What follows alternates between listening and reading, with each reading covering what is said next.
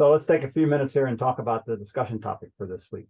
The text mining example and the idea of visualization versus a numerical report or table or data analysis as two alternatives for presenting that type of report to our data customer. I always like to use analogies. You saw with the cherry pie and apple example. Maybe we'll start today by using a chef analogy that I like to use a lot. Because this whole text mining thing is more about choices than it is about text mining, I believe. The text mining example, first of all, is an example of qualitative data analysis, which we don't get into a great deal these days. But with natural language processing and machine learning and AI, we're starting to see a lot more focus on text and phrases and sentiment and things we're measuring in ways that we didn't do before because we didn't have tools that were so good at pulling out of documents and conversations and interviews phrases and words that led to more of a feeling and an emotion and an objective for that communication. So we're putting a lot of things together that we weren't able to do before with some rather new tools. So before anyone tells you they're a 20-year expert in this topic, they're not. This is something new that's been probably pretty much around for just about a decade. So let's get back into it. The qualitative data we're working with here is specifically text data. And with text data, there's not a lot of numerical calculations we can do with them. So a lot of people present the information through various visualizations. And there's been a debate going on, a friendly debate, that maybe one is preferred to the other in certain circumstances. So it is a question of opinion. But a lot of times as a data analyst, you're put in a position as a chef. You got this back room of kitchen, you got this front room of diners. And the analogy is that those diners out there are data customers. I, as a chef, have a couple of ways of doing things. I can show them the entire buffet and let them choose. I can put out a menu, or I can maybe just put out one item per day and call it, the blue plate special, and that's what you're going to get. In the back of the kitchen, I've got all these ingredients. I've got all these various ovens, and burners, and mixers, and things like that I can put together to take those ingredients and convert it into a data product. So you get the analogy. I'm a data analyst. I'm a chef. As a chef, you really got three skills here. You've got your technical skill of putting the ingredients together, your creative skill of deciding what thing you're going to give to the customer as an objective, recipe, whatever. And then you got this empathy that you really don't talk about much as a chef or in a textbook about being a chef, or it's more something you have to experience. And that is, you want to to be a successful chef, at least, you want to put yourself in the mind of that diner out there. What do they like? It's not what I like. Sure, I'm going to taste it, and I have my own preferences as to what's good or bad. But my profession here is to please that customer. And you can watch some movies about chefs. They are pretty self-centered people sometimes. But a successful chef takes that self-centeredness and adds a little bit of empathy to it. That this meal is not for me; it's for that person out there. Let's get back to text mining and how that analogy works there. With text mining, we have some options as to how we're going to deliver the report on what we've analyzed to that data customer. And a lot of times they may not really have a preference as to what that best report for them might be. So not only we have an empathy here for the customer, we have a responsibility that we need to both educate them as to what the possibilities are, and then maybe learn a little bit more about their preferences and what they're going to do with that meal that we provide for them. For analogy, they might want to take it to go somewhere, and we have to package it in a way that they're going to present to others.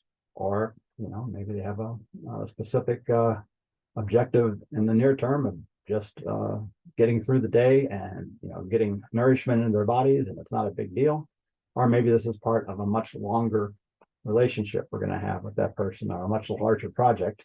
And, we're going to base our empathy there appropriately on the task at hand. So what we do is we present them with visualizations, and we present them with numerical tables. Maybe it might help here to show you an example of what I'm talking about. Let me share the screen here.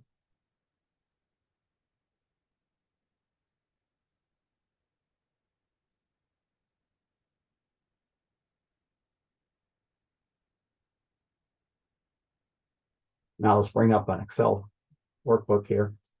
And let's use a simple example here that the text data we're talking about might be things from surveys we do in marketing, interviews, we do in human resources, or documents we have of various sources. And especially these days with all the email interactions we have with customers, social media postings, things like that. Anywhere we have qualitative data that we're trying to extract text and phrases that are somehow meaningful to the area of interest that we're concerned with.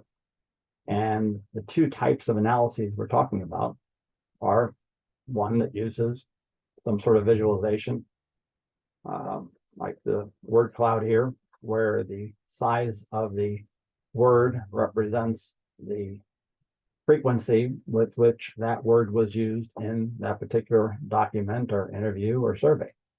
So it immediately draws our attention to the word usability, maybe secondarily users and forms, and maybe on a third tier, good user forms, tool, testing, things like that. So it extracts from that large amount of data here, and we might be talking about hundreds of thousands of pages. And we're trying to capture in one diagram here for the user a representation of what we feel that document and that set of sources represents in terms of a qualitative measure of the text and phrases in that document. But just as easily, we could present our user with more of a numerically based example. And I'm just going to show a simple frequency table here, but extrapolate that to all the various things you could do with that data. Once you've got it, you can treat this as pretty much any sort of qualitative data that you would use in any statistical analysis from this point on. But it kind of is a representation of the same conclusion that I got from the first time I looked over here at this picture. You see that? I only look at the big things here, and I only get to see the big things here because of the good data analyst. The things I really don't want to focus my user on is some of the trivia that is not relevant to the information I want to provide. So we have responsibility here. In text mining, it's a very straightforward responsibility of, do I have a user that prefers quantitative data? They like to see it in this format. Or do I have a user here that's more interested in something I see to the right and the word cloud?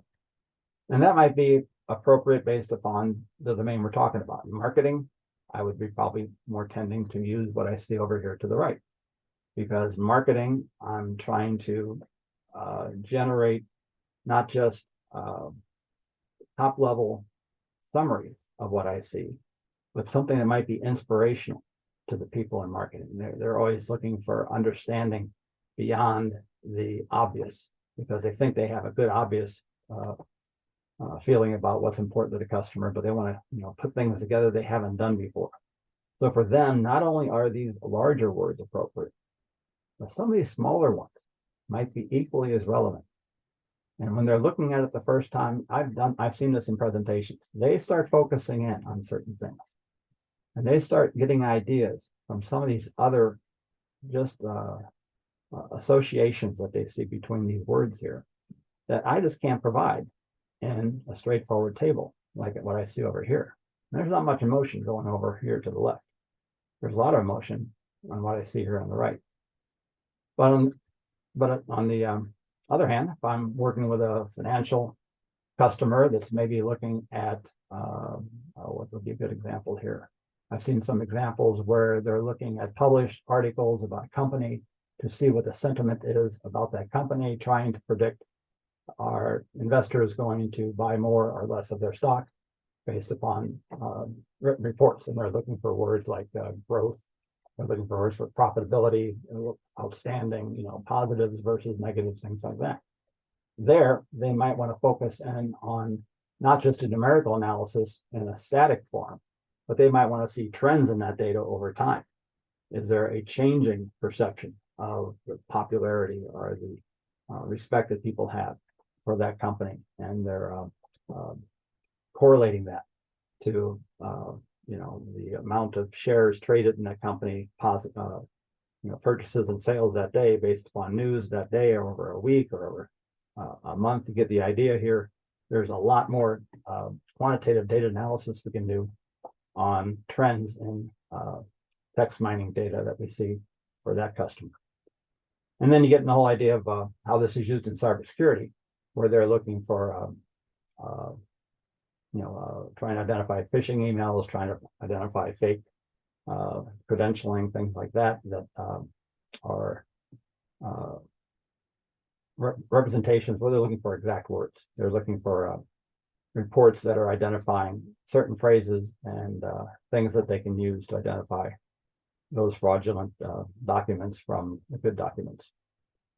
So 2 levels to this. This is the level that most of us started with when we posted our responses this week. And it's an appropriate technical question as to what particular visualization or what particular data analysis you might want to use in text mining. But here's where